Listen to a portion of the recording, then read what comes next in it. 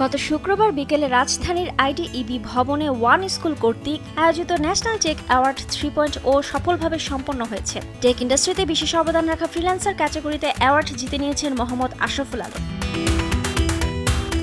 অনুষ্ঠানে উদ্যোক্তা তৈরির কারিগর ইকবাল বাহার বিজয়ী আশরাফুল আলমের হাতে এই সম্মাননা তুলে দেন। ফ্রিল্যান্সিং সেক্টরে আশরাফুলের এই সাফল্য বর্তমান তরুণ প্রজন্মের কাছে এক বড় অনুপ্রেরণা। দীর্ঘ 9 বছরের জার্নি আমার এই ফ্রিল্যান্সিং এ, পাশাপাশি একটা প্রতিষ্ঠান পরিচালনা করছি, পেনাইটি টেকনিক্যাল ট্রেনিং ইনস্টিটিউট, এবং যেখানে আমার রিসেন্টলি অ্যাসেট প্রকল্প চলছে সম্পূর্ণ বিনামূল্যে।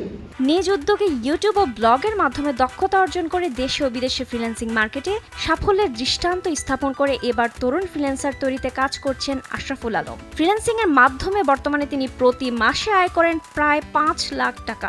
আমরা যেন বাংলাদেশে আমাদের এই আইটিটাকে আরো বড় পরিসরে নিয়ে যেতে পারি এবং আমি এবং আমার প্রতিষ্ঠান যেন কিছুটা হলেও অবদান রাখতে পারি।